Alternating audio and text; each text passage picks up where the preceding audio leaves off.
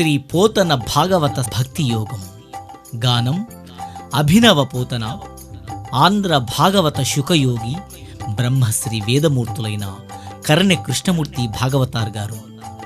వినండి, తరించండి.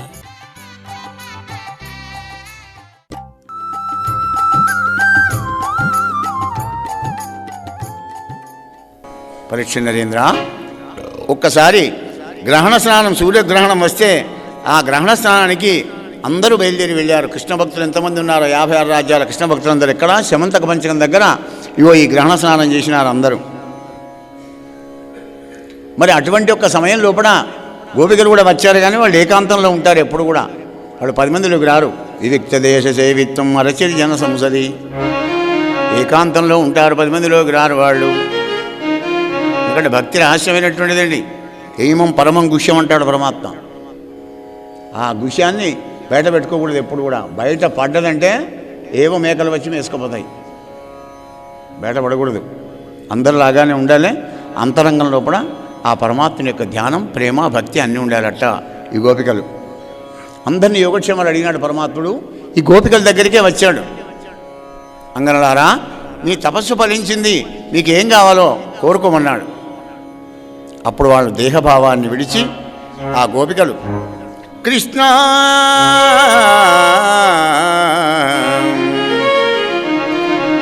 ఘోర సంసార సాగరోత్తారణంబు ధీయుత జ్ఞానయోగి హృదయ వస్తువగుచు చెరువందుని చరణంబుజాత యుగళము మా మనంబులందు మలయ నీవే కృష్ణ.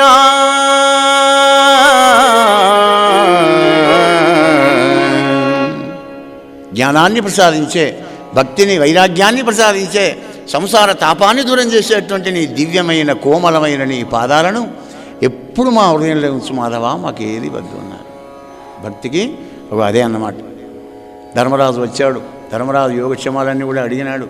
నీ కృప కలిగిన వాళ్లకు క్షేమమే ఉంటుంది కదా కృష్ణయ్య అన్నాడు. గ్రహణ స్నానం, పట్టుడు స్నానం, విడుపు స్నానం, అనేకమైనటువంటి మళ్ళీ 2 స్నానాలు చేసి వెళ్ళి వచ్చినారు రామకృష్ణులు. ఆ కృష్ణ భక్తులందరూ కూడా కలిసి, పరీక్ష మహారాజా, గ్రహణం రోజు స్నానం చేయాలా వద్దా? తప్పకుండా చేయాలని చెప్తున్నాడు కృష్ణ పరమాత్మ. ఇక భౌతికవాదం ఎలా ఉన్నా కానీ మనకు భాగవత ప్రమాణం. భాగవతం భగవంతుడిని నమ్మినవాడు, ధర్మాన్ని నమ్మినవాడు, దైవాన్ని నమ్మినవాడు తప్పకుండా ఆచరించి గ్రహణ స్నానం చేసి శరీర ఆరోగ్యాన్ని కాపాడుకుంటాడు. ఈ వేదాంతం ఆధ్యాత్మిక జీవన విధానం అంతా కూడా ఆరోగ్య సూత్రాలపైనే ఆధారపడి ఉంటుందన్నమాట. వేదాంతం వేరే, మన జీవిత రాద్ధాంతం వేరే అని అనుకోకండి ఎప్పుడు కూడా. అధ్యాత్మ జ్ఞానంలో కూడా సైన్స్ లేకపోలేదు, కానీ సైన్స్లో అధ్యాత్మ జ్ఞానం లేదు.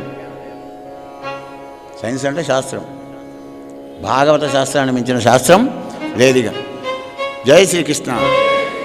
అయ్యా, ఒక్కనాడు ద్వారకా నగరానికి నారదాది బ్రహ్మర్షులందరూ కూడా వచ్చినారు. వచ్చి కృష్ణ పరమాత్మకి నమస్కారం చేయగానే అక్కడి వసుదేవుడు కూడా వచ్చాడు. అయ్యా, నేను 18 మంది భార్యలను పెట్టుకొని సంసార సాగరంలో కొట్టుమిట్టాడుతున్నా, మరి నేను మోక్షానికి పోవాలంటే ఏం చేయాలో చెప్పండి అన్నాడు వసుదేవుడు. పితృణాలు తీర్చుకుంది ఎవడికి కూడా మోక్షం కలగదయ్యా.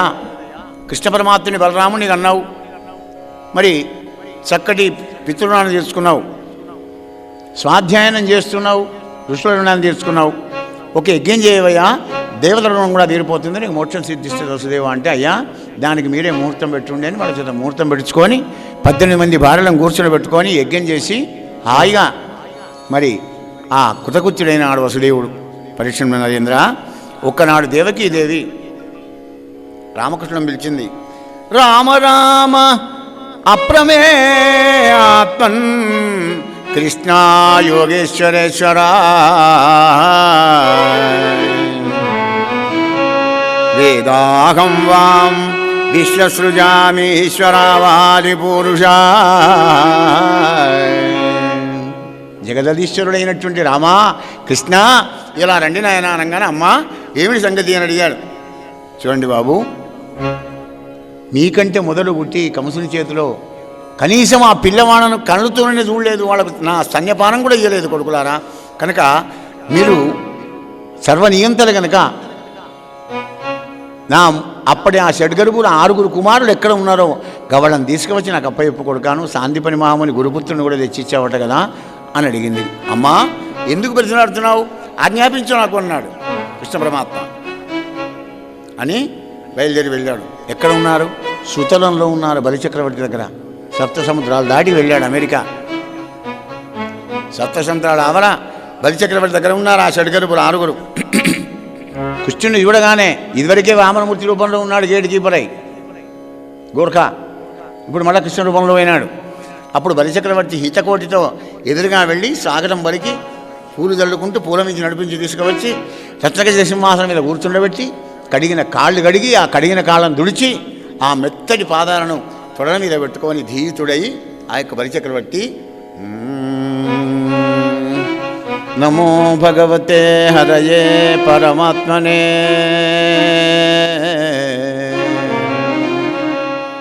ముకుందాయ సమస్త భక్తవరదాయ నమ పురుషోత్తమాయ కృష్ణాయ మునీంద్రవంద్యచరణాయ సురారిహరాయ సాంఖ్యయోగాయ వినీలభస్సదళికాయ రథాంగధరాయ వేధసే నమో భగవతే హరయే పరమాత్మనే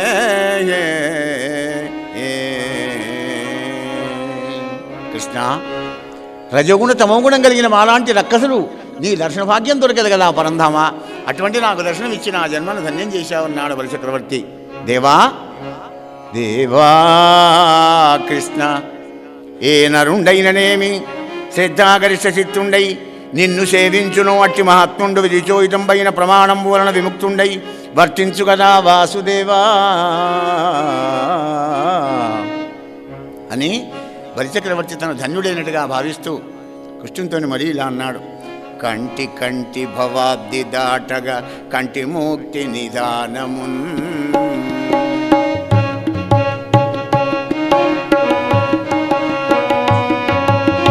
కంటి కంటి భవాబ్ది దాటగా కంటి ముక్తి నిదానమున్ కంటి నీ కరుణావలోకము కంటి పాపము వీడము కంటి తామర చూలులంబొడ కననటి మహాత్మనా కంటి తామర చూలులంబొడ కననటి మహాత్మనా ఇంటికించను దెంచితీశ్వర ఇంటికించను దెంచితీశ్వర నే కృతార్థత పొందితే నే కృతార్థత పొందితే కంటి కంటి భవాది దాటగా.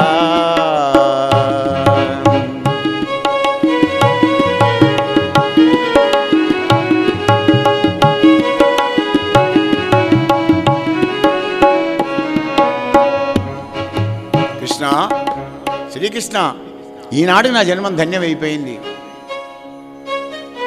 ఏం కావాలని దాసుని చెప్పానంటే, దానవా మున్ను బ్రహ్మశాపంతో మరీచుకు పుట్టిన 6 షడ్గర్భులను బ్రహ్మశాపం పెడితే హిరణ్యకశిపుని కడుపులో పుట్టి మరణించారు.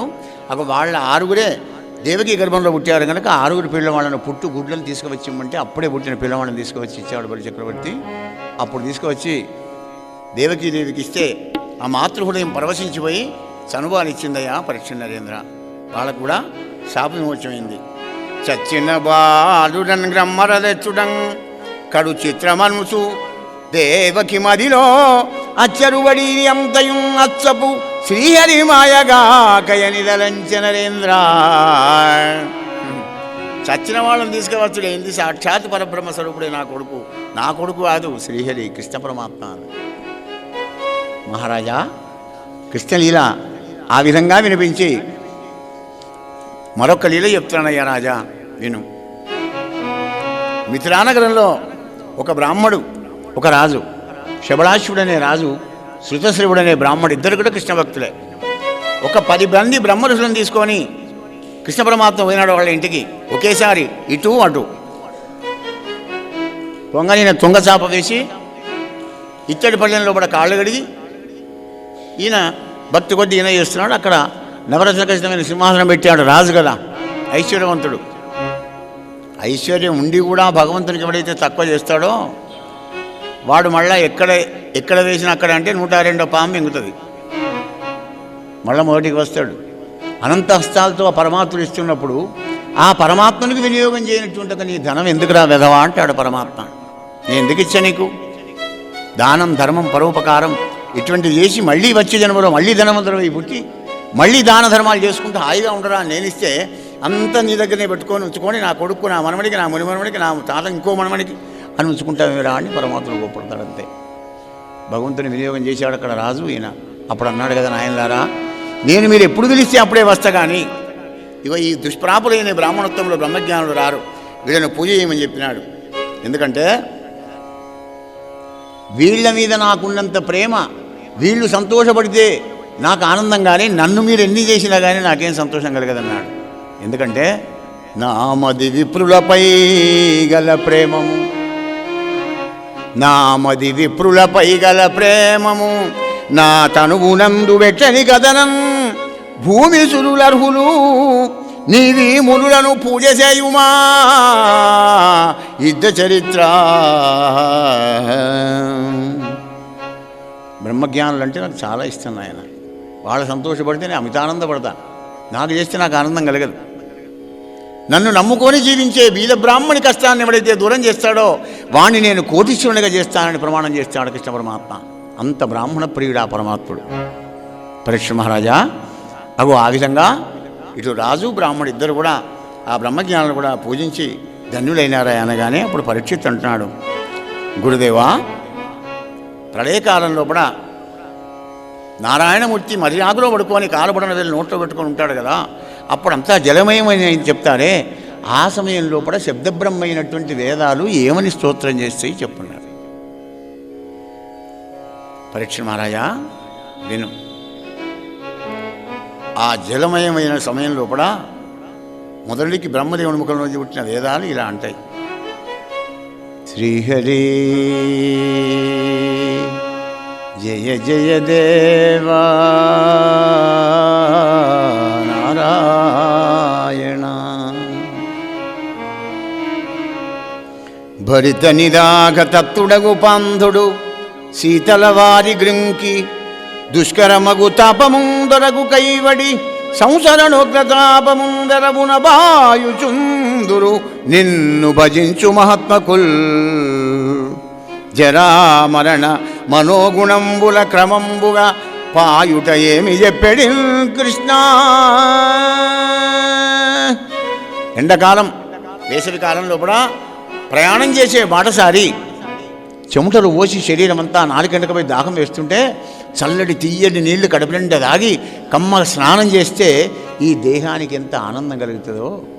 సంసారం అనే అరణ్యం లోపల కష్టాలనే ఎండగొట్టినప్పుడు ఆత్మజీవుడు క్షోభించేటప్పుడు నీ నామం అగో చల్లటి నీళ్ళలాగా ఆనందాన్ని కలిగిస్తుందయ్యా అంటవాట వేదాలు. జయ శ్రీకృష్ణ. ఇంకా వేదాలు అంటే కదా, కొందరు ఈ శరీరములు అకుంఠిత భక్తి భవద్వశంబులై చెందగా నీ పదవ్యములు చేరి భజింపుచు తత్సుఖాత్ములయుందురు, కొందరి తనువులోలి ధరించి భవత్పదాబ్జములు పొందుగ గొల్వలేక ఇలా పుట్టుచు చచ్చుచుందురవ్యయా. రెండే మార్గాలు. కొందరేమో తన్ను మన్ను ధనుని నీకు సమర్పణ చేసి నిశ్చింతగా ఉంటారు హాయిగా, కొందరేమో ఈ శరీరమే శాశ్వతం అనుకొని దీన్నే ప్రేమించుకుంటూ దీనికోసమే కనబడేదంతా శాశ్వతం అనుకొని పుట్టుకుంటూ చచ్చుకుంటూ భూత్వా భూత్వా ప్రళీయతే అలాగే ఉంటారు స్వామి అంటే అట ఆ వేదాలన్నీ కూడా. హే పురుషోత్తమా శ్రీమన్నారాయణ అరవిందాక్ష, ఓ అరవిందాక్ష గురుపద పంకజాతములు గొల్వని వారలు, గురుపద పంకజాతములు గొల్వని వారలు ఓ మహాబ్ది నిశ్చరణకు కర్ణధార రహితంబగునావను అసంగ్రహించు బేహరిగతి భూరి దుశ్చరరా భవాంబుదిలోన మునుంగుచుండు అంబురుహదళాక్ష. నీ కృప కలగాలంటే మొదలు గురువుగారి కటాక్షం కలగాలి. బోధగురువు అటువంటి యొక్క ఆశీస్సులతోని బోధగురువు యొక్క మహాత్మ్యంతో శిష్యుడు ప్రతాపవంతుడై తేజవంతుడై ఐశ్వర్యవంతుడై ఆనందంగా జీవించేటువంటి ఒక వాడు గురువుగారు. ఆ గురువు యొక్క పాదపద్మాలు ఎవడైతే భజించడో అటువంటి వాడు సంసార సముద్రంలో మునిగిపోతాడు. ఎలా?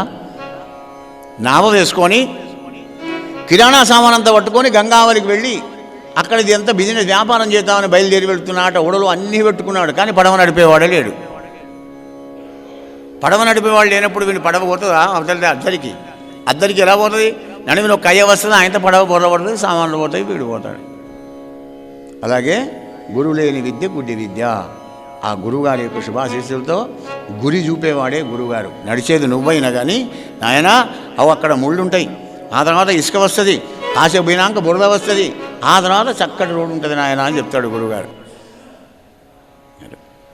లేకుంటే గురు శిష్యనాయన చక్కగా లేకపోతే ప్రమాదకరమే. ఓ గురువుగారు ఉండేవాట పాపం. అయితే ఒక 100-150 మంది శిష్యులు ఉన్నారు ఆయనకు. కొందరి ప్రియ శిష్యుల ఇంటికి గురు పున్నమ నాడైనా వస్తాడు, మిగిలిన వాళ్ళంతా ఆయన ఇంటికి పోయి ఆయన పాద పూజ చేస్తుంటారు. వాణి శక్తి కొద్ది గురు పున్నమ నాడి అయ్యగారికి 1 లక్షలు 2 లక్షలు 3 లక్షలు దొరుకుతాయి అందరూ ఇచ్చిన దక్షిణలు. ఓ శిష్యునింటికి బాగా రోజులు 3 ఏళ్ళే గలవక వాడు దూరం ఉన్నాడు. కొంచెం మార్గశిర మాసంలో వచ్చాయండి దత్తపున్నమకు. పెద్ద చలి. ఆహా గురుదేవా ఎన్నాళ్ళకి వచ్చావు తండ్రి, ఎలా ఉన్నాయన్న శిష్య? ఆయన నీ ఆశీర్వాదంతో మంచిగా ఉన్న గురుదేవా, ఆనందంగా ఉన్న, 2 ఎకరాల పొలం కొనుక్కున్నా, 2 ఎడ్లను కొనుక్కున్నా, వ్యవసాయం చేసుకుంటున్నా, బ్రహ్మాండంగా ఉన్నానన్నాడు.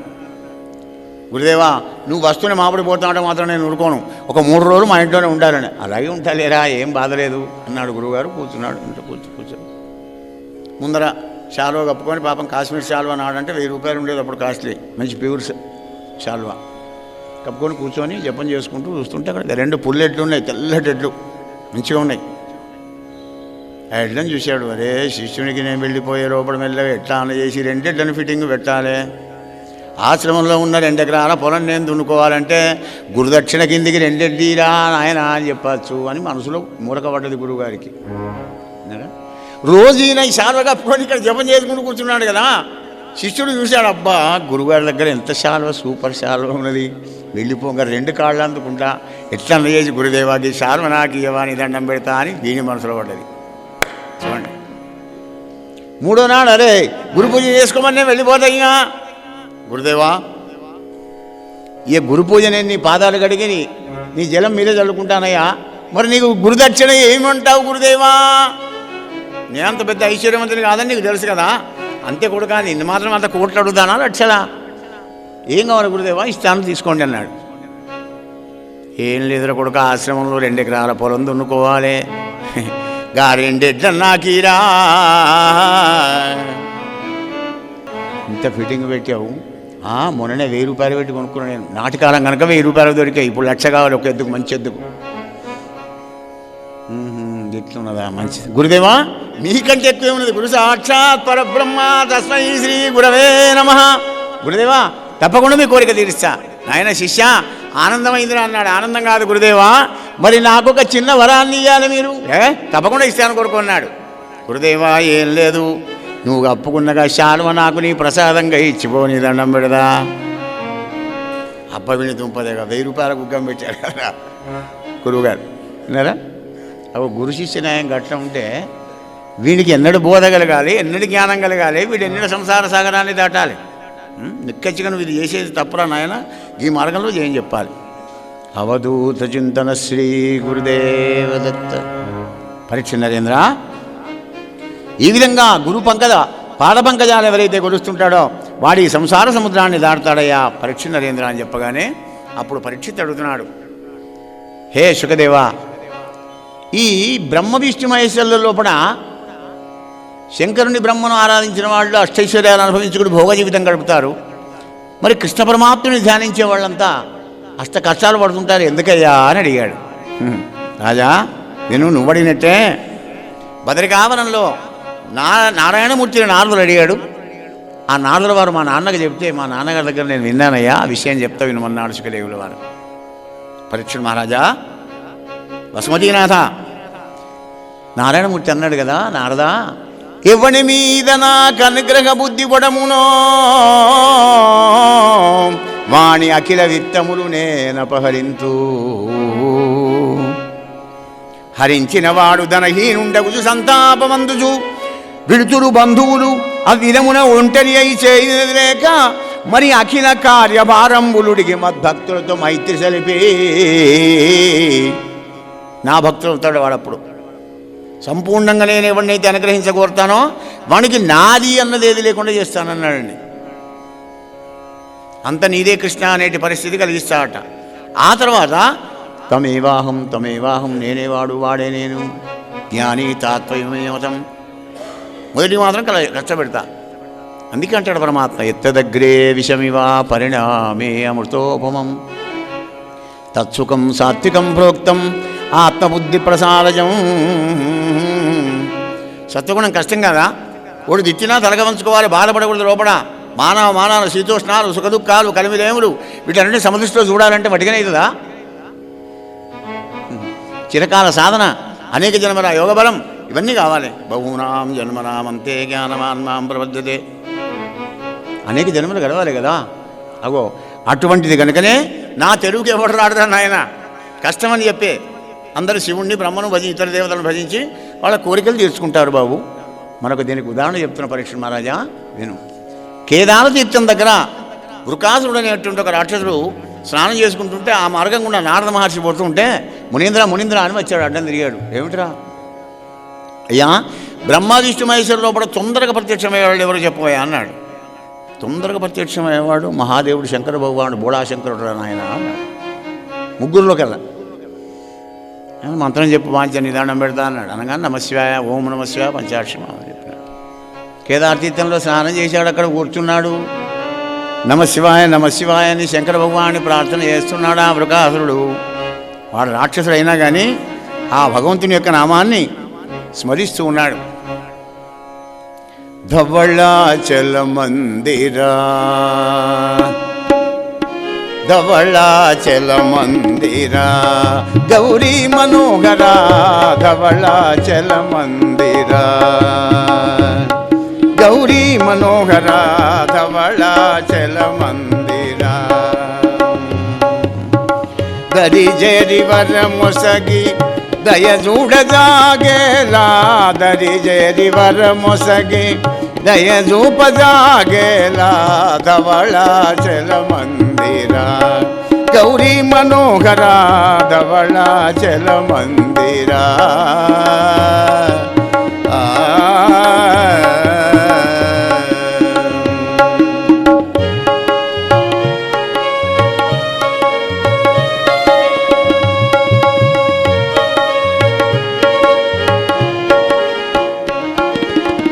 శిరమున జలగంగా గలగల పారంగా శిరమున జలగంగా గలగల పారంగా నుదుటిపై నెలవంక తళతళ మెరియంగా శివా శంకరా శిరమున జలగంగా గలగల పారంగా నుదుటిపై నెలవంక తళతళ మెరియంగా పాలభాగములోన కాలాగ్ని చిటపటలు పాలభాగములోన కాలాగ్ని చిటపటలు రుద్రాక్షహారాలు భద్రముగ శోభిల్ల ధవళాచల మందిరా గౌరీ మనోహరా ధవళాచల మందిరా.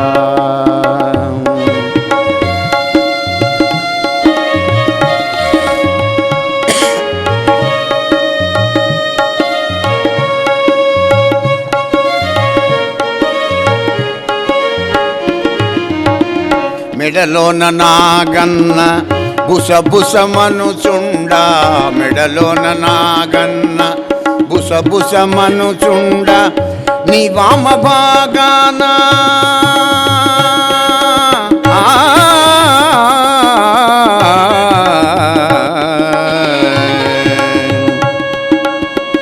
నీ వామ భాగాన గౌరమ్మ గుసగుసలు నీ వామ భాగాన గౌరమ్మ గుసగుసలు రెండు చేతులకహో మొండి పాములు జూటి రెండు చేతులకహో మొండి పాములు జూటి కరి చర్మంబరధారి గిరిపైన కొలువైన కరి చర్మంబరధారి గిరిపైన కొలువైన ధవళాచల మందిరా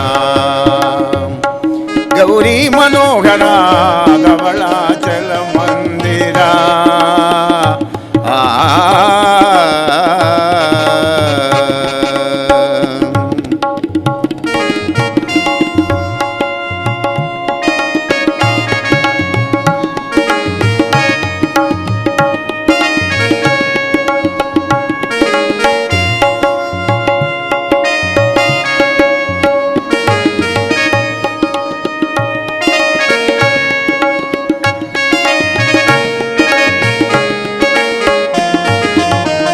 ముందు నిలిచి నంది భృంగీషు నాట్యాలు,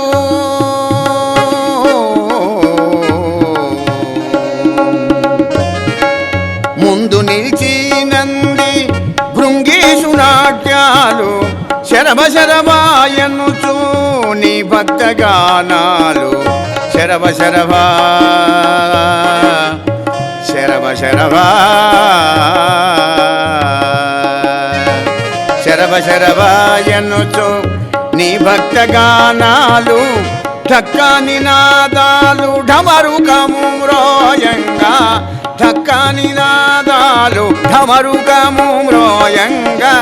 నటరాజ ఈ పూట, నటరాజ ఈ పూట విను కృష్ణదాసు పాట ధవళాచల మందిరా. గౌరీ మనోహరా ధవళాచల మందిరా.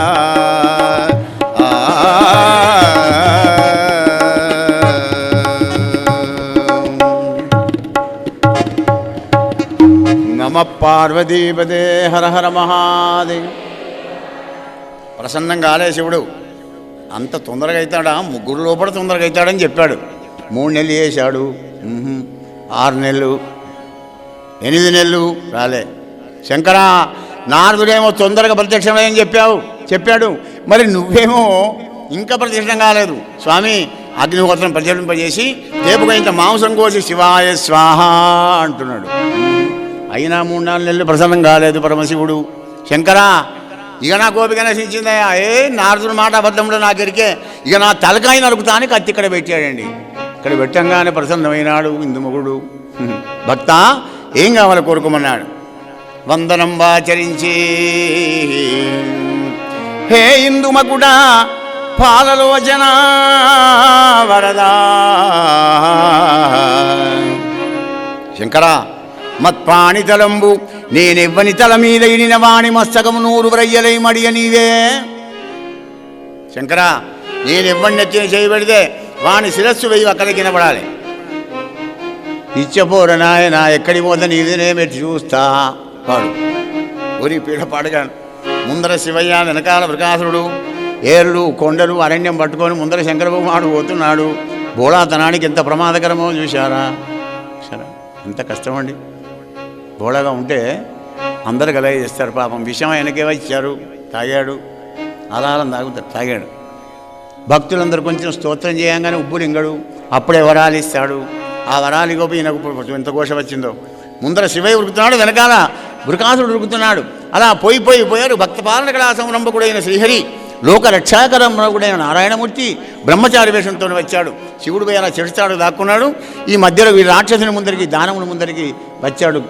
చిన్న బాలకృష్ణుని రూపంలో కూడా బాల బ్రహ్మచారిగా. ఓహో దానవా, ఏమిటి ఆ దమ్మేంది, ఆ చెమటలేమిటి, ఎక్కడికి ఆ పరువు అంటే కథంతో చెప్పాడు. ఓహో, అయితే ఇప్పుడు ఆయన ఎత్తిన నువ్వు చేయబెట్టాలి. అవునయ్యా పిల్లగా, నేను చూస్తే గమ్మత్ అనిపిస్తుంది, నీకేంది అందరికీ అనిపిస్తుంది. కానీ అయితే నీకు సంగతి ఎరికేనా? ఏంది పిల్లగా? ఏం లేదు, నేను నా మీద నమ్మకమేనా నీకు? ఆ నమ్మకమే. చూడు, దక్షయజ్ఞమైనప్పటి నుంచి ఆయనకు కొంచెం, మరి నీకు తొందరగా దొరకాలంటే ఒక చెరువు ఉన్నది అక్కడ, కాసారం. అప్పుడు డింగన విష్ణుమాయ చెరువు తయారైంది. ఆ చెరువులోకి పోయి స్నానం చేసావంటే నిమిషంలో దొరుకుతాను. నేను ఇక్కడనే ఉంటా కావాలంటే చూడు. నిజంగానా? అరే నిజంగానేనయ్యా, చూడు, ప్రయత్నం చేయి, తప్పకుండా దొరుకుతాను నీకు అన్నాడు. ఇంకేం విష్ణుమాయ, హిప్నటిజం. నిజంగానే పోయినాడు, ఆ చెరువులోకి పోయినాడు, తానం చేసాడు, వాడిని ఎత్తిన వాడే పెట్టుకున్నాడు. అక్కడికి వాడి పనికి నిజంగా శివయ్య వచ్చాడు. శంకర, ఎందుకయ్యా ఈ పాములకు పాలు పోస్తావు? శ్రీహరి, ఏం చేయమంటావు చెప్పు. వాడు తలకాయ కత్తిని తీసి తలకాయ దగ్గర పెట్టేది, మెడ దగ్గర పెట్టేలాగానే మాట్లాడలే. మరి వాడు చస్తే మళ్ళీ మీరే అంటారు కదా, భక్త పాలన కనుడు కదా శంకర, బోడా శంకర, ఇటువంటి పని ఎందుకు చేస్తున్నావయ్యా అని మళ్ళీ మీరే అంటారు కదా, అందుకోసమే నేను పోయినానన్నాడు. ఆ విధంగా శంకర భగవాన్ని ప్రమాదాన్ని చెప్పించినాడు కృష్ణ పరమాత్ముడు, విష్ణుమూర్తి లోకరక్షైకారంభకుడు కనుక పరమాత్ముడు ఆ విధంగా శంకర భగవాన్ని రక్షించినాడయ్యా రాజా. అగో అలా ఉంటుంది శివభక్తుల కథ. మహారాజా, మరొక విష్ణులీల చెప్తున్నాను విను. పుణ్యనదీ తీరమైన సరస్వతి నదీ తీరం లోపల స్మార్తులు, వైష్ణవులు, శైవులు ముగ్గురు కలిసి ఒక పెద్ద యజ్ఞం చేయాలి అనే తలంపులు ఉన్నారట. ఉంటే వాళ్ళల్లో వాళ్ళకు చర్చ వచ్చింది, అయ్యా మనం ఎవరిని గురించి చేస్తే అందరికీ చేసింది అవుతుంది. స్మార్తులు చేసి మేము చేస్తామంటే మేము చేస్తామని కొట్లాడడం బాగుండదు, జ్ఞానవంతులం కనుక అంటే ఏం లేదు.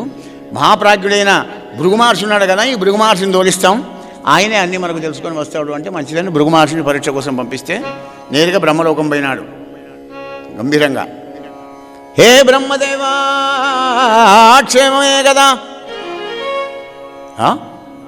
దుర్మార్గుడు నమస్కారం లేదు, వినయం లేదు, గౌరవం లేదు.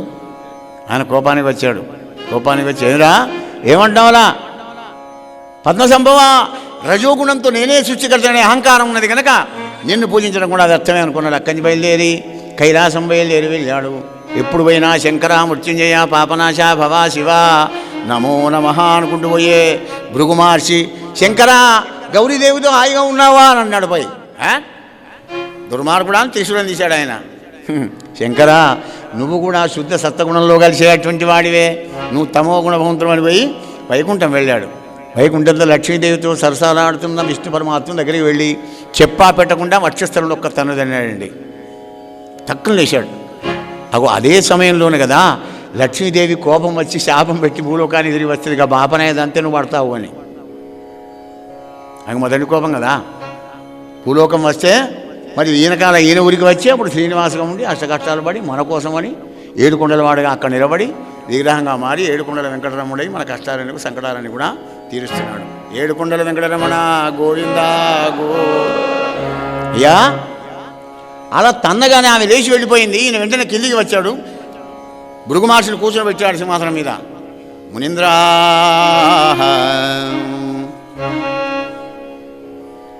ఈ గతి నీవు వచ్చుట ఎరుంగలేక, మునీంద్ర ఉన్న నా తప్పును క్షమించుమా, మన్నించి నన్ను కరుణ చూడుమా. నేను కానలేదు, తప్పే, నా తప్పును క్షమించవయా మహానుభావ అని భృగు మహర్షిని సింహాసనం మీద కూర్చొని పెట్టి మెల్లగా ఆయన కాళ్ళు ఒత్తుకుంటూ, నా కఠినమైన వక్షస్థలందగిలి మృదువైన నీ పాదం ఎంత నొప్పి పట్టినదో కదా ఋషీంద్ర. ఆ పాదాన్ని నొచ్చుకుంటూ భృగు మహర్షికి అహంకారం అనే కన్నున్నది అరికాలు కుడికాలకు. ఆ కన్ను గుడ్డున ఆయనతో 2 బుడలు వెళ్ళి లట్టుకుని వచ్చినాడు. ఇంకేముంది, బుగ్గ నుంచి గాలిపోయింది, అహంకారం అంతా గాలిపోయింది. పీఠం నుంచి లేచినాడు భృగు మహర్షి. సాష్టాంగ దడప్రామ చేసినాడు విష్ణుదేవునికి. శ్రీహరి కన్నుల కండ కావరము గప్పమదంధుడనై జరించి నింతన్నిది, పాదగంబు తరదాల్చిది తన్నిన కాలు వట్టిదా కన్ను నుంజిరిమి గర్వము కర్వము చేసినాడవు. ఓ పన్నగశాయి, ఈ పరమ పాపికి నిష్కృతి లేదు లేదికన్. మహాత్మా, శుద్ధ సత్వగుణమయమైనటువంటి ఒక నిన్ను గురించి ఏది చేసినా కానీ 3 మూర్తులకు బ్రహ్మావిష్ణు మహేశ్వరులకు ముడుతుందనే జ్ఞానాన్ని నేను తెలుసుకున్నాను. అహంకారంతో నేను తన్నాను, అయినా నా కాళ్ళు ఒత్తుకుంటున్న అహంకారం దూరం చేశావని అప్పుడు వచ్చి నా సరస్వతి నదీ తీరానికి వచ్చి విష్ణుమూర్తిని గురించే చేయండి. ఏకో విష్ణు పృథగ్భూతం, అన్ని భూతాల లోపల పరమాత్ముడే ఉన్నాడు, ఒక్కడే విష్ణుమూర్తి, ఏకో నారాయణ హరి చేయండి అన్నాడు ఈ పురస్కథం. నువ్వు ఎవరికొకళ్ళు చేసినా కానీ అందరికీ ముడుతుంది అది. అదే విజ్ఞానం. జ్ఞానం ఉంటే సరిపోదు, జ్ఞానానికి విజ్ఞానం కూడా ఉండాలి. జ్ఞాన విజ్ఞాన తృప్తాత్మ కుటస్థో విజితేంద్రియ యుక్త ఇత్యుచ్యతే యోగి సమలోష్టాశ్మకాంచన. సమభావం రావాలి అప్పుడు. ఈ దగ్గర ఉన్నది అది కనుక వచ్చి విష్ణుమూర్తి గురించి చెప్పే యజ్ఞం చేశారు ఆ బ్రహ్మర్షులు వాళ్ళందరూ కూడా. మహారాజా, గోపాలకృష్ణ భగవానికి. బలరామకృష్ణుడు పరిపాలించే కుశస్థలీపురంలో ఒక బ్రాహ్మడు ఉండేవాడు.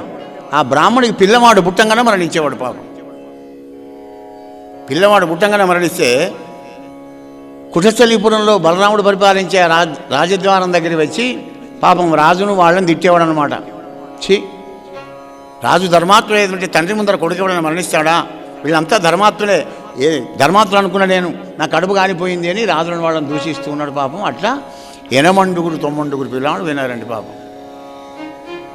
ఆ 9వ పిల్లవాడప్పుడు అర్జునుడు వచ్చాడు అక్కడికి. ఏమయ్యా బ్రాహ్మణ, ఈ కుశస్థలీపురంలో ఒక బ్రాహ్మణ పిల్లవాడిని బతికించేటువంటి గొప్పవాళ్ళు లేడా? ఎవరయ్యా నువ్వు? మా రాజును మేము దూషిస్తాం, నువ్వెవడా అనడానికి అని వాడు బ్రాహ్మడు అప్పుడు కొద్ది కోపానికి వచ్చాడు. భూసురోత్తమా, నన్ను ఎవరనుకుంటున్నావు? బలుడనుగాను నేను, నువ్వు చెప్పే బలరాముని కాదు, నీ కుశస్థలీపురం రాజును కాదు నేను, మురాసురంతకుడగాను, ప్రద్యుమ్నుడగాను, కలపగతనయుడంగాను, మరెవరయ్యా నువ్వు? అని విరోధి వ్రాతముం భీషణోజ్వల గాంధీవ ధనురు విముక్త నిశాస్త్ర శ్రేణి చెప్పి ఏనుగు పెంటలు గావించు పరాక్రమ ప్రకట చండ స్ఫూర్తినే పార్థుడన్. బీభత్సం చేస్తా అర్జున ఫల్గుణ పార్థివ కిరీటి సవ్యసాచి ధనంజయ చేతవాహన, 10 పేర్లు నేనాడు. అమ్ము అయ్యగారు, ఈ తమసారి దేవుడు మేలు చేసి నీ భార్య గర్భవతి అయితే ప్రసవ వేదన అనుభవించేటప్పుడు నా దగ్గరికి రా, నేను వచ్చి కాపాడుతాను నీ కొడుకు. నీ కొడుకును కాపాడకపోతే అగ్నిపడి చేస్తా అన్నాడు. ఆశ కదా బ్రాహ్మడికి పాపం. ఆ భగవతి లీల ఏమిటో, పోయినాక 2 మాసాలు కాగానే గర్భవతి అయింది. 9 మాసాలు వెళ్ళంగానే ప్రసవ వేదన అనుభవిస్తే ఉరికి వచ్చాడు కృష్ణ మందిరం దగ్గరికి. కృష్ణ అని వస్తే, అర్జున ఎవరు వచ్చాడు చూడిపోన్నాడు. బయటికి వచ్చాడు. ఎవరయ్యా? అయ్యా ఇక్కడ అర్జునుడు అనే మహావీరుడు ఉన్నాడా? నేనేనయ్యా. అయ్యా మహాత్మా, సంవత్సరం క్రితం నీ దగ్గరికి వస్తే మీరు వాగ్దానం చేశారు కదా, ఆ బ్రాహ్మణి నేనేనయ్యా, రా నా ఇంటికి, నా భార్య ప్రసవేదన అనుభవిస్తుంది అనగానే లోపలి వచ్చి, కృష్ణయ్య ఒకసారి ఇటు పోయొత్తాను రా అన్నాడు. అరే నిన్న ఇటు వస్తూ రేపే ఇటు వస్తా, కానీ ఇవాళ నాకు నేను దీక్షలో కూర్చున్నా. దీక్షలేమో లేదు, నేను వచ్చాక నువ్వెందుకు అని అహంకారంగా ఎప్పుడు వచ్చినాడో ఆయన పరమాత్మని నచ్చంది కదా ఒకటే. వెళ్ళి అర్జున అన్నాడు. గాంధీవని తీసుకోవడానికి కృష్ణ మూడు ప్రదర్శనలు చేసి భృగుసురుని వెంట ఇంటికి వెళ్ళి సూతిగా భవనంబు చుట్టూ బాణ విరతి నరిగట్టి దిక్కును ఆకాశపదంబు ధరాతలం బెల్ల నీరంధ్రంబుగా శరపంజరంబు గట్టిన అంతలా అక్కడి వారంతా పోయే గదే అని బొబ్బలిడగా బొందితోడన ఆకాశమునకు మాయమయ్యే. 9 పీనుగులన కనబడ్డది కానీ సరే పీనుగు కూడా లేదు, ఆ పొల్లడు కూడా లేడు పాపం. ఇక వచ్చి దారం ముందరికి వచ్చి బ్రాహ్మణుడు ఇరుతున్నాడు. ఎక్కడ అర్జునుడు, ఎక్కడి గాంధీవం, వీడి అస్త్రశస్త్రాలు పాడైపోను, ప్రతిజ్ఞ చేసి నా కొడుకును కణతో కూడా చూడకుండా చేసి పారేసిండు కదా. చిన్నమైన ముఖంతోనే అర్జునుడు 14 లోకాలు తిరిగి వచ్చాడు కానీ ఎక్కడ ఊపడలేదు ఆ పిల్లవాడు, అడ్రస్ దొరకలే. ఇక నేను చేస్తా అనుకున్నాడు పాపం, మంట పెట్టుకున్నాడు.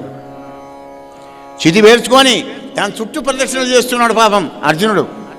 అదే సమయానికి కృష్ణ పరమాత్మ వచ్చాడు. అర్జున ఏం పనిది? కృష్ణ ఇలా ప్రతిజ్ఞ చేశా. ఓహో ధర్మరాజు తమ్ముడవు, గాంధీవం విల్లున్నది కదా, వీరాది వీరుడవు కదా, ఆనాడు యుద్ధరంగంలో జయద్రథుని సైంధవుని చంపుతానని ప్రతిజ్ఞ చేస్తున్న ఒకరి దగ్గర నేను ఉండ గనక మరి పొద్దుగుగా ముందు సూర్యునికి చక్రం అడ్డం పెట్టి అగో సైంధవుడిగా పొద్దు అని చూపాను. మరి నాకు చెప్తే నేను కనీసం అది చేతికి పిచ్చి పడతా, అగ్గిల పడతామన్నాడు. నయం పడమన్నాడు. అనగానే రథం మీద సారథ్యం చేస్తున్నాడు కృష్ణ పరమాత్మ. అర్జునుడు ఎక్కాడు. పోయి చిమ్మని చీకట్లు కమ్మినాయి, నీళ్ళల్లోంచి పోతున్నాయి, గుర్రాలు బొర్ర పడుతున్నాయి. అలా వెళ్ళి చిమ్మని చీకట్ట కళ్ళు మూసుకున్నాడు అర్జునుడు భయపడి. యోగేశ్వరేశ్వరుడైన కృష్ణుడు తన యోగ మాయతో మొత్తం ఆ చీకటినంతా తమస్సునంతా కూడా దూరం చేశాడు. కోటి సూర్య ప్రభాసమానమైనటువంటి ఒక వెలుగులకు పోయినారు కృష్ణార్జునుడు ఇద్దరు కూడా. సనందారి ముని జన సంసేవితున్ ఆనందకందడి హృదయారవిందున్ అరవిందవాసినీవ సుందరా సుందరీ సమేతున్ నారద యోగేంద్ర సంకీర్తనానందితుం అవ్యయున్ననఘున్ననంతుం అప్రమేయున్నజితుం అధికారున్నాది మధ్యాంతర ఇదున్ భవదయాదీతు కరుణా సుధా సముద్రు అచ్యుతుం శ్రీమన్నారాయణుం గాంచరే.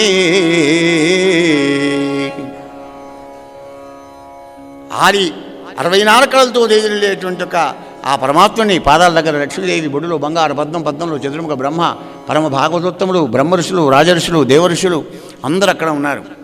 కృష్ణార్జునులు అక్కడ దిగారు, చేతులు జోడించారు. అనేక వక్తనయనం అనేకాద్భుత దర్శనం అనేక దివ్యాభరణం దివ్యానేకోద్యతాయుధం దివ్యమాల్యం వరదరం దివ్యగంధానులేపనం సర్వాశ్చర్యమయం దేవం అనంతం విశ్వతోముఖం. నాయనలారా, కృష్ణార్జునులారా, రండి. ఇక్కడ ఉన్న భాగవతోత్తములందరూ కూడా మీ యొక్క దర్శనం కావాలని కోరుకున్నారు, మిమ్మల్ని చూడాలని కోరుకున్నారు కనుక కుశస్థలీపురంలో ఉన్న బ్రాహ్మణి కొడుకులను 10 మందిని తీసుకువచ్చి నా దగ్గర పెట్టాను. సత్యయుగంలో కూడా ధర్మ సంస్థాపన కొరకై నా తెల్ల వెంట్రుక నల్ల వెంట్రుకని భూలోకంలో వేస్తే నరనారాయణుడికి కవలపిల్లలుగా పుట్టారు, ధర్ముడికి మూర్తికి. ఆ మీరే పూరి యాదవ వంశంలో కృష్ణార్జునులు పుట్టారు. వీళ్ళందరికీ మిమ్మల్ని చూస్తామంటే తీసుకువచ్చానని చెప్పి ఆ 10 మంది పిల్లల్ని ఇచ్చారు. 10 మంది పిల్లలను తీసుకొని వచ్చి కృష్ణ పరమాత్మ వెంటనే ఆ బ్రాహ్మణికి ఇస్తే అప్పుడు ఆ బ్రాహ్మణుడు పాపం, కృష్ణయ్య నిన్ను అనరాని మాటలు, బలరాముని అనరాని మాటలు, అర్జునుడు అనరాని మాటలు అన్నానంటే నాయన నీ పరిస్థితులు ఎవడున్నా గలాగే అంటాడు బాబు, కడుపుగాలి ఉన్నావు కదా, నీ కొడుకులను తీసుకొని 10 మంది కొడుకులను ఇచ్చినాడు. పరీక్ష మహారాజా, వారక కృష్ణుడిప్పగిది వారక కృష్ణుడిప్పగిది వైదిక వృత్తి గృహస్థ ధర్మమే పారకబూని ధర్మమున్ అర్థము కామమునందు చూపుజున్ కోరిక మీద సజ్జనులకు గతి తానయనంగ నొప్పి సంసారి గతిన్ మెలంగే రూపసత్తమా లోక విడంబనార్థమై. లోకానికి ఆదర్శమైనటువంటి గృహస్థాశ్రమాన్ని చూపాలనే ఉద్దేశంతో ధర్మార్థాలను ప్రతి కోరికలో కూడా చూపుకుంటూ 16,180 భార్యలతోని ధర్మానికి విరుద్ధం కాకుండా రమించుకుంటూ ప్రతి భార్య కూడా 10 మంది కొడుకులంగాని 101 కులమై యాదవ కులమంతా విస్తరించిపోయిందయ్యా. కృష్ణుని యొక్క సంతానం చెప్పడం నా వల్ల కాదు కానీ పరీక్ష మహారాజా, కృష్ణుని సంతానానికి చదువు చెప్పిన గురువుల సంఖ్య చెప్తున్నాను వినవయ్యా. 3,88,100 మంది గురువులన్న తద్బాలకావళిని ఎన్న తరంవే శూలికైన తమ్మి చూలికైన నరేంద్ర. 3,88,100 మంది గురువులట ఆ పిల్లలకు, కృష్ణుని యొక్క సంతానానికి.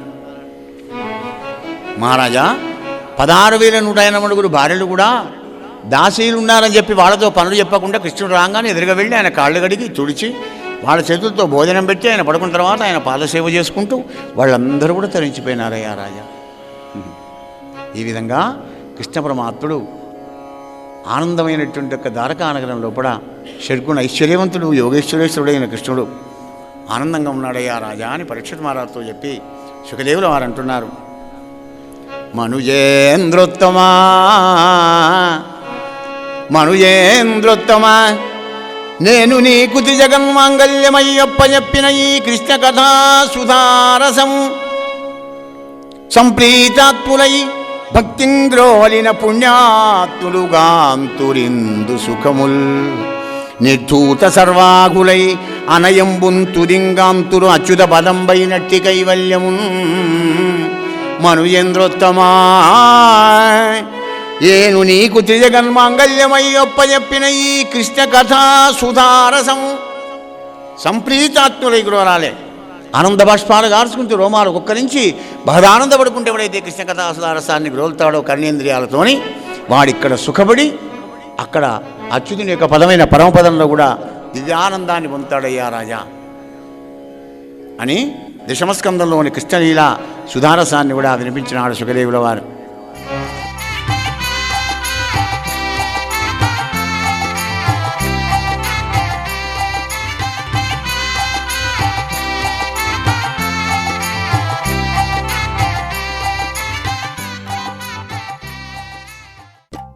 శ్రీ పోతన భాగవత భక్తి యోగం.